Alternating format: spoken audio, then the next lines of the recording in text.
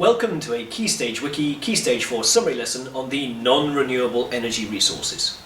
So let's start with defining what we mean by the term non-renewable.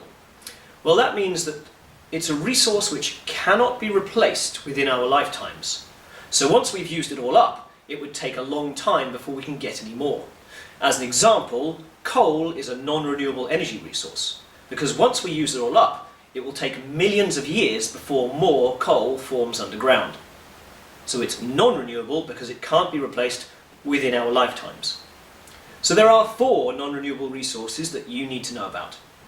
Those are the fossil fuels, which are coal, oil and natural gas, and then we also have nuclear fuel.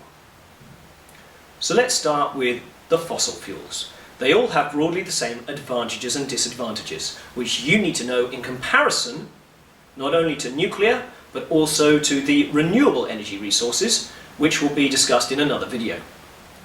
So, coal, oil and natural gas all have the advantage of that they can be run continuously. It doesn't matter what the weather conditions are like outside, the power station can keep producing power. They can also vary their power output when needed. So that means if we want more power, if houses are all turning on their kettles at the same time, then what we can do is we can simply burn more fuel. Now in this regard, gas has the greatest advantage because it can increase its power output very, very quickly, whereas coal takes a little longer to increase its power output. So if we rank them, natural gas is the best for power output, followed by oil, followed by coal. Now the disadvantages are the fact that they all require fuel, so this costs money.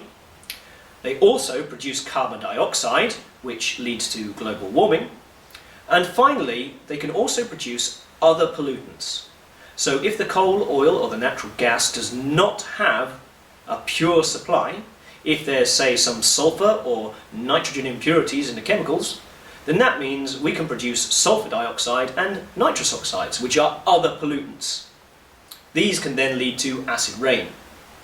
So, nuclear fuel is an entirely different system. Whilst the power stations operate in roughly the same way in terms of boiling water, turning a turbine, which turns a generator, with nuclear fuel, it's a nuclear reaction taking place.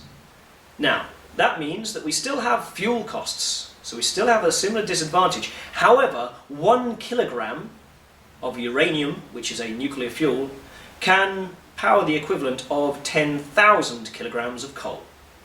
So we have a higher power density, which is an advantage. However, we still have a high fuel cost, which is a disadvantage.